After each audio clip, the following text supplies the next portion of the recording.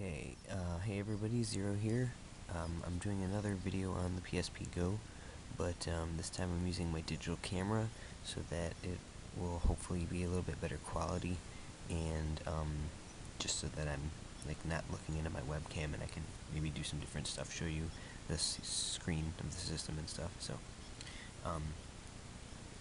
just to give you a size comparison, let me grab my other PSP. Okay.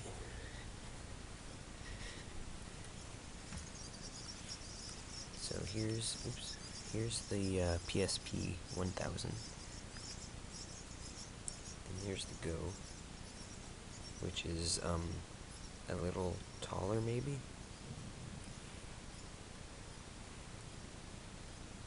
About the same, just looks taller because it's fatter. But then when you turn it sideways, it's a lot thinner. Screen's a little bit smaller, so as soon as I pop it open like that, it comes on. I have God of War, which I'm playing right now. I'll show you one of the features. It says pause game or quit game. I go to pause game. It actually just saves my state so that I can go do other things in the cross media bar and come back to the game. So now here I'm on the cross media bar. You can see if I want to go back in the game, I would go there and there's my save state. You can browse the internet and all that good stuff. PlayStation Store. Right now it says system storage is about 8.8 gig. Don't really have anything else on there right now. You can close it, and if you're not in a game, it'll go to a clock. If you hit the R and L buttons, it'll go to a calendar. If you close it when you are playing a game, it doesn't do anything. It just, the game will keep playing, you just won't have access to the buttons. So now, one thing that's kind of cool, but kind of annoying at the same time, is this is the new charger. This is what it looks like. There's no mini USB port at the top anymore. So if we follow this cord along, it's kind of like my camera charger that I have, where it gets to this box and cord comes out and it's a regular USB. So now if you plugged this into a PS3, you could transfer games, or if you plugged it into a computer, you could charge the PSP. And then you get this box in the middle, and then from here, that's a regular, PS2 power cord, and then the other end goes into the outlet. Now the only problem with this is that, for some strange reason, Sony is selling these two parts separately.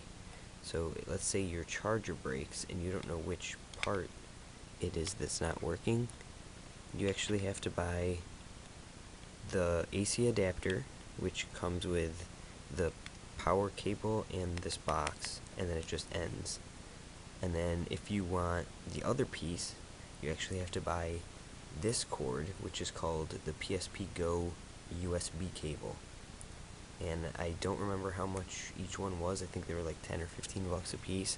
So you're paying like 20 to 30 bucks just to get your charger back. I don't know why they split it up like that. It's kind of annoying for them to sell it like that, but whatever. So basically I just wanted to get some footage of the system itself, because I don't know if I'll be keeping it or not, and if I don't, then it'd be good to just have like some more documentation.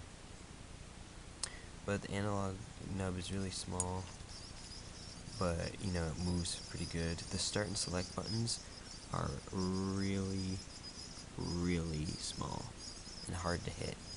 If you go to hit one, you usually hit both. It's kind of annoying. Also, when you hold the system, the bottom part digs into your hand, and the shoulder buttons dig into the top part of your hand, because it's a very blocky shape. It's not very rounded. So for example, last night I was playing Prinny Can I Really Be the Hero? And I was doing a boss fight that was really hard, took me like 50 lives. And you had to, be really into it and like mash the, attack button. And I was like clenching the system real tight with my hand, and it hurt. Like my hands got, really really like red, and like something was digging into them, and it was really uncomfortable. I mean, if you're just playing a game lightly and you're using the D-pad or the analog stick and you're just kind of holding it, it's not that bad. But when you're playing a game that's like really involved and you're like pressing on the system itself, it's not very comfortable. Don't really have that problem with the older PSP. I don't really know why. It's just like, I don't know. It looks like it's got the same pointed edge, but I guess because this one's so thin and just like so, like the plastic is so hard. I don't know, and especially this this piece that sticks out here for like a lanyard or whatever. And just the fact that like the edges are so like this is flat, whereas this is like kind of smooth and rounded and thicker. Plus it's like so thin, you just like, it's less in your hands, and I don't know how to explain it, but the speakers are also smaller. There's just one there and one there, whereas the PSP speaker in the original was, I believe, 2 holes in the bottom. And the system looks kind of weird from the back because it's just got this ugly metal like part showing. It looks like it's like the inside of a device, like you're not supposed to see it, but you can. I mean, it's like a very, very attractive device. It's very like sleek and sexy, but it's kind of uncomfortable to play, and the fact that a lot of this stuff on it is not available on the PlayStation Network makes it harder to get, well, it makes it impossible to get certain games, so that's annoying. But let's see, just do another comparison. I mean, I don't really know why they market it as like a super small device, because it's small when it's like this, and I guess that's what's important because that's when it's in your pocket. But I mean, when it's open, it's actually bigger than the regular PSP, and yet the screen is smaller. So I don't know. I'm not a big fan of this whole big circle layout around everything, especially not these start and select buttons that are impossible to hit.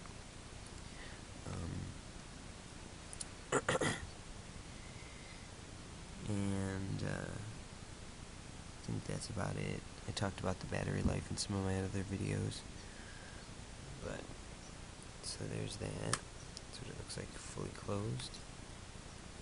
That's what it looks like next to the other. I mean, this isn't the Slim that I have, this is the 1000, so I mean, if you're comparing it to a Slim, it wouldn't be that much smaller, but it's a lot shorter. It's like probably 2/3 the size.